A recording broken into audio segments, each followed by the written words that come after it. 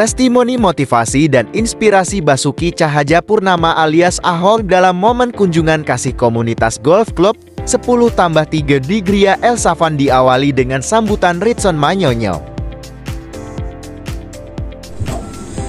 Yang kami hormati penasihat N+3 Bapak Basuki Cahayapurnama alias yang kita kenal sama-sama Bapak Ahok. Selamat datang Pak Ahok di El Safan. Bapak Tiger Wood, Bapak Subiantoro, gitu, dan Pak Sekjen, Pak Edi, ada Pak Kris, Ibu Indah, Ibu Fani, dan para sahabat lainnya, izin tidak menyebut nama, serta keluarga besar El Safan. Selamat siang semuanya. Kurang semangat, selamat siang semuanya. Kasih tepuk tangan dulu dong. Sungguh berbahagia dan mengucap syukur kepada Tuhan Yang Maha Esa, keluarga besar Yayasan El Safan, Panti dan SLB Tunanetra yang ada di Pondok Bambu Duren Sawit, Jakarta Timur. Kita kedatangan orang-orang spesial yang mengasihi kerja-kerja kemanusiaan, dan mereka orang-orang profesional yang rela meninggalkan waktu liburnya untuk sekedar datang mengunjungi kita sekalian di El Safan. Sekali lagi tepuk tangan. Bapak Ketua Umum Yayasan El Safan ini nanti pada tanggal 7 Februari 2025 akan genap berusia 19 tahun. Dalam proses perjalanannya memang tidak mudah karena yayasan ini tidak bernaung pada agama tertentu dan juga tidak bernaung kepada korporasi tertentu. Jadi independen dan nasionalis. Oleh karena itu, Yayasan El Safan mendidik, membina semua dari ragam suku dan agama. Anak-anak saya yang Muslim bisa angkat tangan? Ya. Yang Katolik? Yang Kristen? Ya. Jadi di sini kita semua bersaudara. Betapa indahnya toleransi yang kami praktekkan sejak dari 19 tahun yang lalu. Kalau yang Muslim akan berpuasa, yang masakin untuk buka sahur, dan untuk yang buka puasa itu teman-teman mereka yang Kristen. Inilah keindahan Indonesia, itu juga kami praktekkan di El Safan. Tepuk tangan dulu dong. Yang kedua, Yayasan El Safan bekerja keras untuk memberikan layanan dan fasilitas kepada generasi disabilitas agar benar-benar mereka sesuai dengan bakat, minat, dan apa yang mereka inginkan untuk masa depan mereka. Itu sebabnya sekolah luar biasa dari TK, SD, SMP, SMA memproses hidup mereka supaya dengan pendidikan mereka akan punya kemampuan untuk menganalisis, untuk bisa mempraktekkan kehidupan dan bisa berkompetisi di tengah-tengah masyarakat. Kami bersyukur Pak Ketong bahwa alumni-alumni El Safan sudah sangat banyak dan mereka sudah berkontribusi terhadap masyarakat, baik di korporasi ketika mereka bekerja di perusahaan-perusahaan, baik di entertain, baik di wira swasta, maupun di bidang seni dan budaya. Dan itu semua kita lahirkan agar apa yang dapat disaksikan masyarakat kepada generasi disabilitas, tidak lagi mereka memandang generasi disabilitas itu sebagai kelompok atau komunitas yang menjadi beban negara. Kami ingin mensupport bangsa dan negara dalam segala aspek yang tentu dapat dikerjakan oleh disabilitas itu sendiri. Dan di Yayasan El Safan ini kita punya beberapa unit layanan, sekolah luar biasa, panti sosial, kemudian kita ada klinik masas. Nah, kalau 10+3 selesai main golf dan pegal-pegal, boleh order terapis kami sini. Mana para terapis, berdiri dulu loh. Terapis bersertifikat Pak Subiantoro. Mereka semua sudah dilatih, dibina, dididik. Hakul yakin habis main golf semua segar kembali setelah dimasas. Tuh. Khusus 10+3 diskon 2,5%. Soalnya baru naik 12% soalnya. Ya, kemudian kita juga ada Elsa Fun Entertainment. Ya, Elsa Fun Entertainment kita sudah tahun ketiga bekerja sama dengan Pluit Village Mall. Anak-anak kita di sana, saya tidak tahu apakah Pak Basuki masih punya rumah di sana. Itu mereka perform di Pluit Village Mall setiap Sabtu dan Minggu dari jam 12 siang sampai jam 8 malam. Dan kita bersyukur dari riset manajemen mall bahwa semenjak Elsa Fun Band hadir di sana, jumlah pengunjung bertambah dan jumlah durasi waktu pengunjung di mall itu makin bertambah. Dari yang biasanya 1 jam, mereka bisa betah sampai 3-4 jam diam di mall itu. Artinya disabilitas bisa memberi dampak positif bagi masyarakat di luar sana. Tepuk tangan dulu dong. Kemudian Elsa Fun juga punya Elsa Fun Talent. Kita mengikut sertakan mereka yang punya bakat di berbagai bidang untuk ikut berbagai macam lomba. Salah satunya yang nyanyi lagu pertama itu Pak Ketua Umum. Beliau sudah ikut lomba nyanyi lagu-lagu seriosa di kota Praha, Ceko, Eropa Timur. Satu-satunya penyandang disabilitas dari 148 negara, dan Mutiara dari Indonesia itu mewakili 1 orang dan bisa sampai di urutan 15 bersaing dengan para maestro yang luar biasa. Supaya valid, saya punya informasi, bisa sedikit lagi Mutiara ke depan. Ref saja, nggak usah panjang-panjang. Ya, Pak Ketua Umum mau request waktu lomba dia nyanyi lagu Itali, Rusia, dan Jerman. Kira-kira mau pilih lagu apa, Pak? Rusia. Baik. Rusia. Kita percaya saja apa yang dia nyanyikan ya Pak ya, karena hanya dia yang tahu. Baik, terimalah persembahan dari Mutiara.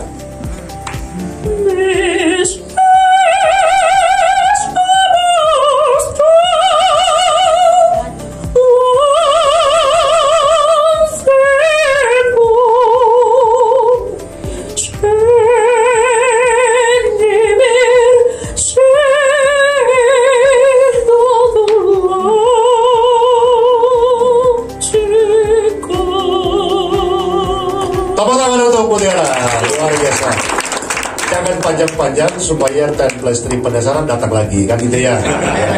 Gitu. Kira-kira artinya Mutiara apa? Itu kalau di Indonesia kan ada lagu Kalau Bulan Bisa Ngomong. Jadi kira-kira seperti itu. Oh, lagunya Dul Sumbang kayaknya ya. Kalau bulan bisa ngomong. Baik, Mutiara, apa rasanya waktu di kota Praha di Ceko? Yang membedakan hanya iklimnya doang Pak, selebihnya sama aja, gelap juga. Oh, gelap tidak. Sekali lagi tepuk tangan untuk Mutiara. Terima kasih Mutiara. Baik, Bapak Ketua Umum, anak-anak kita di tempat ini juga mereka punya banyak prestasi. Kalau maju ke depan tadi, Mutiara, Pak Ahok sampai bilang luar biasa. Maksudnya kurang itu Pak Rizal, kurang. Oh kurang ya? Ya, nanti ulang tahun 10+3 kita siap. Baik, di bidang prestasi Pak Ketua Umum, Pak Sekjen, anak-anak kita sungguh sangat berprestasi. Ya, di bidang olahraga, atlet judo, silakan berdiri, atlet judo. Atlet judo ya. Baik. Salah satu atlet judo kita di tahun 2024 itu Pak Ketua Umum itu direkrut untuk main film bersama Vino Bastian dalam film My Annoying Brothers. Luar biasa. Tepuk tangan dulu dong. Mau bersaing dengan Pak Ahok, kan kita udah pernah nonton film Pak Ahok, bukan? Siapa yang udah pernah nonton filmnya Pak Ahok? Sekarang ketemu aslinya. Izin Pak Ketua Umum agar Pak Ahok jangan pulang cepat-cepat karena banyak fansnya minta foto bareng nanti Pak Ahok. Ya, kalau Pak Ahok cepat pulang bareng, saya mau izin Pak cuti 10 hari mereka bareng sama saya nanti. Baik, kemudian di bidang olahraga juga ada atlet tenis meja tunanetra, angkat tangan. Atlet renang tunanetra, angkat tangan. Atlet cabang olahraga tolak peluru, angkat tangan. Atlet lari, angkat tangan. Ya, salah satu atlet kita Pak, Bang Barcel bisa ke depan. Bang Barcel ya. Bang Barcel ini atlet DKI daerah khusus Jakarta. Dua perunggu untuk Pak Pernos di Jawa Barat dan di Papua Pak Ahok. Luar biasa. Ya, Barcel. Bagaimana cara tunanetra itu lari? Bisa lurus maju ke depan, tidak miring-miring. Bagaimana? Ya, sebelumnya saya ucapkan terima kasih untuk tunanetra lari. Kebetulan tunanetra ada 3 kelas lari. Jadi kalau yang buat yang total itu biasanya pakai guide atau pendamping. Oh, guide pendamping, oke. Jadi mereka itu biasanya dikasih kayak tali gitu untuk berlari bersama. Oke. Kalau khusus kelasnya Marcel? Kalau saya karena masih ada sisa penglihatan jadi low vision ya? Iya, di low vision tidak pakai guide, masih bisa lihat garis begitu. Ya, sudah berapa medali yang didapatkan dalam karir olahragamu? Medali kurang tahu sih, saya nggak pernah hitung. Waduh, sombong banget. Ya. Harus bertobat ya. Ingat ini Pak Tiger Woods saja pemain golf tak pernah hitung-hitung dia begitu ya. Begitu. Baik, terima kasih Marcel. Silakan duduk, tepuk tangan untuk Bang Marcel. Yang terakhir yang mendapatkan penghargaan dari Wali Kota Jakarta Timur dalam rangka Hari Bela Negara, bisa maju ke depan, Oviana Pagaya. Ya, ini juga mahasiswi semester 8 jurusan biologi Universitas Kristen Kentena. Dia juga atlet. Nah, kita tanya atlet apa? Silakan. Ya. Silakan perkenalkan nama, mengalami kebutaan sejak kapan? Shalom, perkenalkan nama saya Oviana Pagaya, umur saya 26 tahun, saya berasal dari Poso, Sulawesi Tengah. Saya mengalami kebutaan karena glukoma. Sejak tahun? Sejak tahun 2020 yang lalu. Berarti baru 5 tahun ya? Iya. Oke. Prestasi apa yang diraih kemarin menerima piagam penghargaan dari Wali Kota Jakarta Timur? Saya mengikuti lomba lari 100 meter. Lomba lari 100 meter. meter. Untuk event apa? Untuk event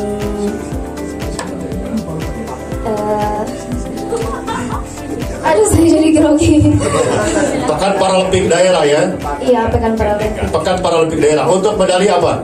Medali emas. Medali emas yang pertama atau apa? Yang pertama. Yang pertama, luar biasa. Terima kasih ya. Oviana mau bilang apa? Hari ini dikunjungi oleh orang-orang hebat kepada Panti Al-Safan. Saya mengucapkan banyak terima kasih untuk kehadirannya hari ini. Terima kasih sudah datang berkunjung bersama dengan kami, sudah mau berbagi. Terima kasih untuk semuanya. Luar biasa. Tepuk tangan untuk Oviana Pagaya. Ya, jadi mereka Pak Ketua Umum dan Pak Sekjen dan para sahabat, kita El-Safan itu benar-benar lembaga yang berupaya untuk mewujudkan mereka punya segala macam impian. Ya, bahkan ada yang di bidang teknologi, ada yang bisa sampai jadi programmer, kemudian mereka menguasai Microsoft Excel dan PowerPoint. Coba angkat tangan El-Safan yang sudah lulus program itu, komputer. Ya, yang sudah bisa baca PDF, kemudian baca email, angkat tangan. Yang punya TikTok, angkat tangan. Yang punya YouTube, angkat tangan. Ya, ingin di follow Pak Ketua Umum mereka. Yang punya IG, angkat tangan. Ya, jadi mereka aktif. Siapa yang follow IG-nya Pak Ahok? Banyak Pak Ahok. Ya, tapi nanti dicek ya, jangan-jangan ada orangnya saya belum tuh. Oke, baik. Jadi tunanetra bukan lagi hambatan Pak Ketua Umum. Jadi tunanetra itu kata kitab suci saya yang saya imani, Yohanes 9 ayat 3, bahwa justru melalui kebutuhan orang ini maka kemuliaan Tuhan akan dinyatakan di muka bumi ini. Amin, Al-Safan. Tepuk tangan dulu dong. Luar biasa. Baik. Di sisi lain, Pak Ketua Umum Yayasan Al-Safan membuka pusat balai latihan kerja disabilitas. Itu ada di Kota Poso, Sulawesi Tengah. Ada 12 hektar lahan di sana. Kami menanam cengkeh, kopi, kemudian kopi arabica, kemudian durian busanke, durian super tembaga, dan beberapa jenis varian tanaman lainnya untuk dipersiapkan bagi anak-anak tunanetra kalau tidak bisa kuliah, mereka karena faktor akademik, mereka akan dilatih di sana dan bisa juga menjadi pelatih di sana sehingga dapat berdampak positif bagi masyarakat. Dan kalau membutuhkan kopi khas produksi pusat balai latihan kerja, nanti bisa mengakses di luar. Kami sudah punya produknya, tetapi masih proses untuk pengajuan halalnya dari Badan Halal Nasional. Dan ini yang kami kerjakan benar-benar supaya disabilitas itu hidup bermartabat. Amin al-Zafan. Amin. Yang terakhir bahwa El-Safan itu atau disabilitas di Jakarta itu benar-benar sangat bersyukur dan berterima kasih. Dari semenjak kepemimpinan Bapak Ahok sebagai gubernur pada waktu itu, ada satu kebijakan yang sampai hari ini berdampak positif, yaitu Transcare. Siapa pengguna Transcare? Cara aksesnya mudah apa gampang? Mudah. Ya, kalau armadanya kadang-kadang cukup apa susah diakses? Cukup ya? Ya, tidak antri-antri begitu? Iya. Bayar apa gratis? Gratis. Tepuk tangan dulu dong. Pak Ahok agak bisa kasih uang sama kita sekalian tiap hari, tapi melalui kebijakan sudah berdampak baik buat seluruh disabilitas DKI Jakarta. Luar biasa. Untuk itu dengan hormat Pak Ahok, izin Pak Ketua Umum, Pak Sekjen, izin ke depan Bapak Ahok. Ya, mereka pengen dengar suara khasnya. Tapi sebelum mendengar suara khas, saya ingin memberi buku. Buku ini launching di Kick Andy Metro TV. Bahwa di buku ini ada tanda tangannya Bapak Basuki Cahayapurnama. Wah, bisa tolong bukunya?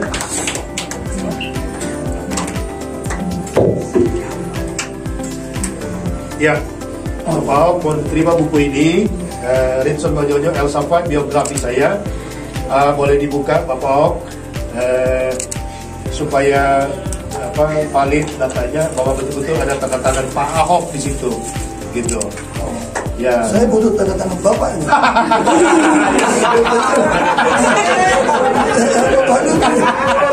Halaman 8 Romawi, Pak. Oh. Halaman 8 Romawi bagian depan. Ya. Oh iya. Kata pengantar. Betul, Pak? Betul. Betul ya? Betul, luar biasa.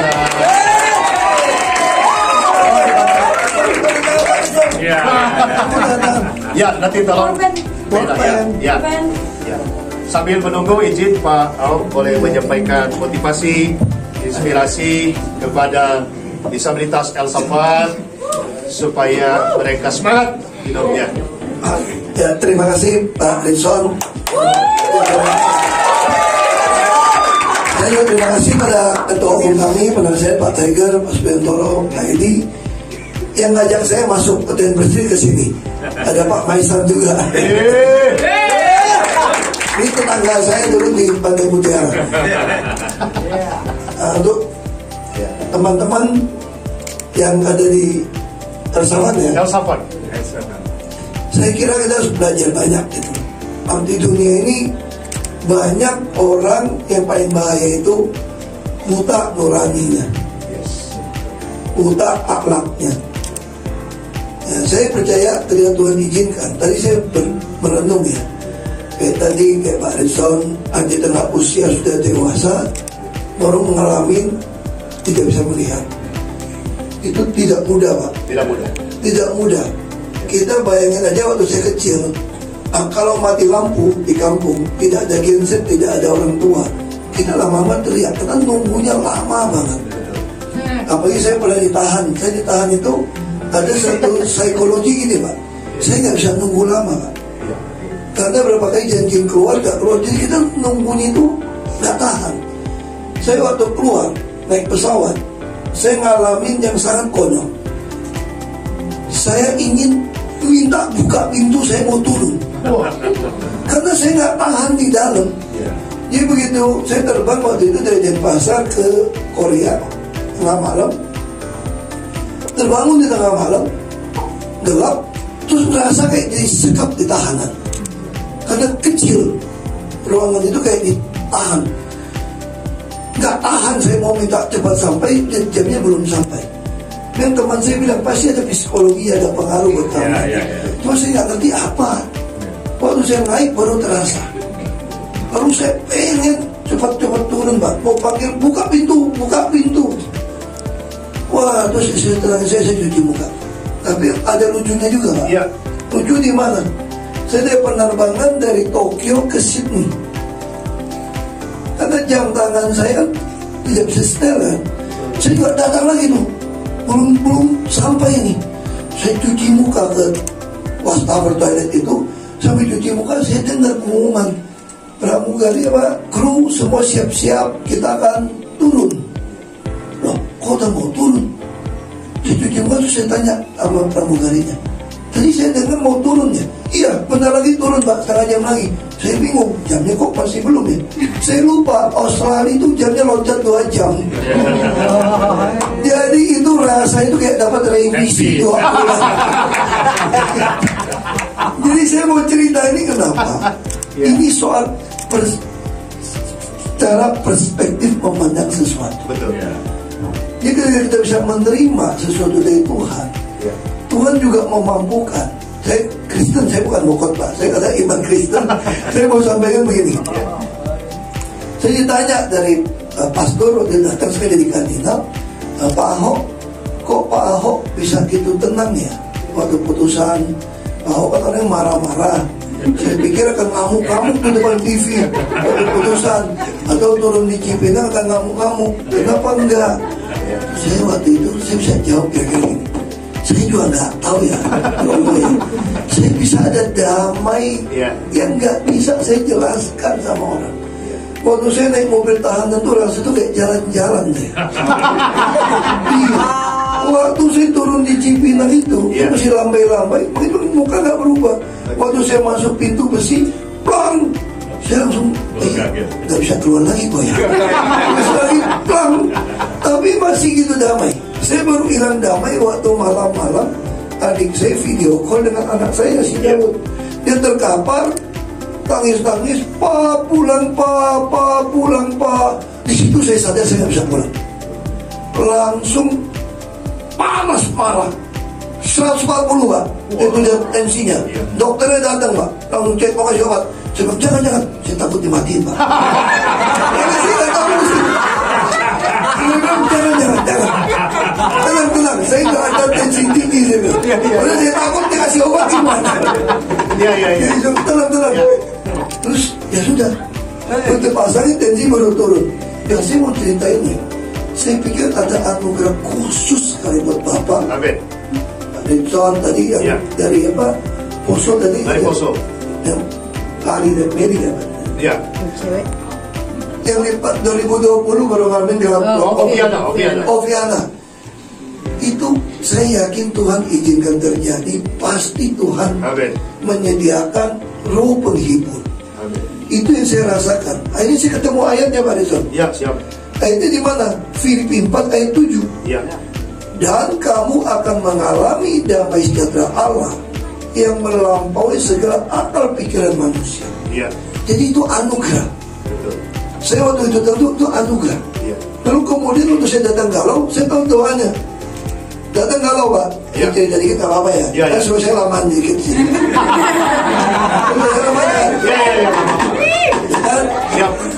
Jadi apa yang saya bilang, ada satu ayat yang saya waktu datang galau itu ini. Iya.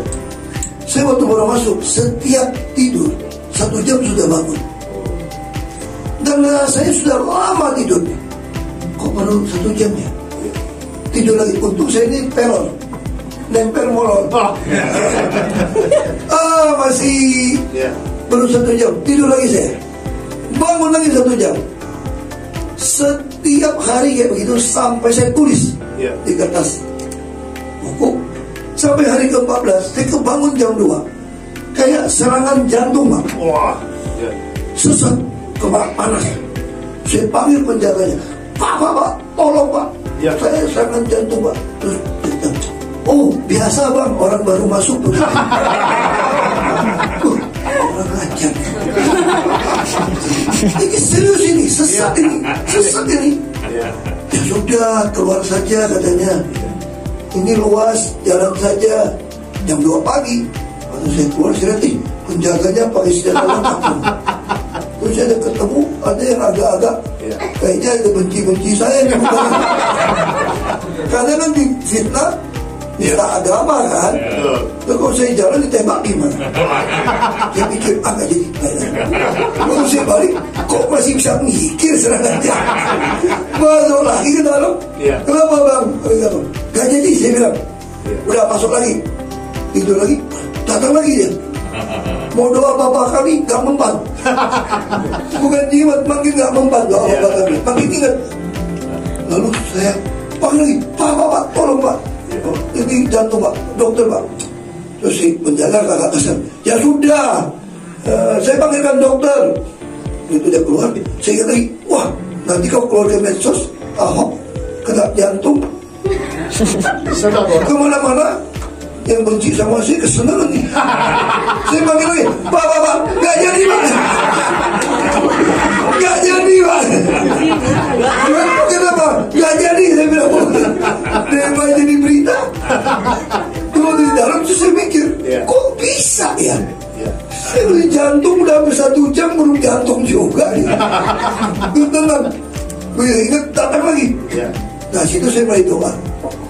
Saya doa gini, Tuhan, saya mesti cari ini simptomnya apa penyebabnya. Lalu saya waktu renungan doa itu saya ketemu, saya marah dan benci sama semua orang dalam situasi seperti itu. Benci pada orang yang saya tahu pasti tertawa ketika saya masuk. Benci pada orang yang pengen saya masuk, pengen saya mati pelan-pelan. Bencinya itu dan benci di dalam tahanan itu sesak, gak bisa keluar. Nah kemudian saya mulai sadar itu, saya minta Tuhan, saya minta roh yang sama, roh Tuhan yang sama, yang bisa buat Yesus di kayu salib tidak memaki-maki, musuhnya mentertawakan, meludah dia tidak marah, tapi dia jalanin takdir yang Tuhan tentukan buat dia, panggilan tugas dia. Makanya saya mau minta roh yang sama Tuhan, supaya saya bisa mengampuni mereka. Kalau saya doa minta itu, pulang, saya bisa ampuni semua. Lalu saya tertidur, tak lama, jam 4 udah ribut bangun Pak. Jadi dalam tahanan itu serunya gini Pak. Ini ada serunya Pak. Jadi melihat perspektif yang benar. Mudah-mudahan saya gak masuk jadi. Jangan. Itu ada serunya Pak. Serunya di mana? Kalau kita pasang alarm buat bangun tidur kan. Kalau di sana tuh trompet buat tidur. Jadi udah trompet jam 10 malam wajib tidur. Jam 4 bangun, 6 jam kan? Enaknya habis makan siang Pak, ada tidur siang Pak. 2 jam lagi, saya 8 jam. Kayak bayi sehat saya. Nah, itu. Jadi ini perspektif. Sebelum kita COVID, orang dikurung itu gak betah. Saya sudah duluan, dan saya gak boleh keluar. Terus tiap pagi itu ada disediakan di dalam tahanan itu 6 dokter terbaik dunia. Bapak tahu gak siapa namanya Pak? Nama pertama kayak nama orang Batak, sinar matahari. Karena harus jemur Pak. Orang dia tahu tidak sakit. Yang kedua, olahraga teratur. Yang ketiga, tidur teratur. Yang keempat, makan teratur. Saya jam 5 sore sudah makan. Karena habis makan gak ada yang beresin. Jam 8 malam lapar pertama. Terus ada polisi, tenang bang, minum air hangat. Lama-lama hasilnya perut saya jadi hilang Pak. Itu jam 5 udah makan. Nanti beresin. Besok paginya olahraga jam 8-an baru makan. Itu baru saya kenal namanya intermittent Pak. Bawa terus, dan kita intermittent sampai tidur. Jangan siang-siang, rugi jajak Pak Tiger makan. Malam gitu. Intermittent ini, bayangin lebih dari 14 jam, 15 jam hampir intermittent. Itu satu proses, itu olahraga. Nah apalagi yang kelima, punya waktu. Saya bisa tulis buku. Saya habisin baca buku, kalau nggak salah 58 buku. Itu saya tulis renungan di notebook 628 halaman. Yang hasil baca firman Tuhan iluminasi di A4 623 halaman. Jadi ini sesuatu yang baik. Kita punya waktu teduh, doa. Gak usah pikirin yang di luar. Nah, kenapa Pak? Saya tadi tuh gak bisa nyanyi sama sekali. Tapi polisi panggil, bang sini bang, nyanyi bang. Kan gak bisa nolak dipanggilnya. Saya Deftun diajarin. Apa kalau ada jenderal mau ketemu saya udah tadi mau tidur, datang panggil Ahok keluar. Terus penjaga datang, ada jenderal A mau ketemu bapak. Terus masa saya bilangin gak ada. Gak mungkin kan. Mesti keluar itu. Dia datang, aduh kadang-kadang kita sebut. Tapi enaknya makanan mikirin. Jadi semua perspektif yang benar. Ya udah perspektif benar, kita bersyukur. Nah ayat yang saya bilang yang buat usaha itu apa? Tadi kan anugerah. Itu di Kolose 3:15. Dia bilang hendaklah tadi usaha. Damai sejahtera Kristus menguasai kamu supaya kamu dipanggil dalam satu tubuh dengan Tuhan dan bersyukurlah. Jadi ketika saya bisa bersyukur terus bersyukur, waduh sesuatu yang kadang-kadang kita jadi manusia nggak bersyukur. Tadi saya belajar sekali. Saya bangun pagi kok nggak bersyukur ya, Tuhan masih kasih saya bisa melihat. Saya kemarin dikerjain kontraktor saya, rumahnya itu kacau balau, jadi saya kesel lihat ini, kesel itu. Mama saya bilang, kamu nggak boleh gitu, harusnya kamu bersyukur rumahmu jadi, jangan lihat yang kecil-kecil ya. Nah saya kira kami belajar banyak dari bapak-bapak, ibu-ibu, saudara yang Tuhan izinkan mengalami pengalaman. Ini pasti diberkat. Saya datang sini pun duduk sudah jadi berkat buat saya. Terima kasih Pak memberkati menunggu bersama. Tanda dulu janjinya. Iya Pak, di sini Pak. Di bawah nama Bapak. Oke, sini Pak. Buat Ahok yang menikah. Terima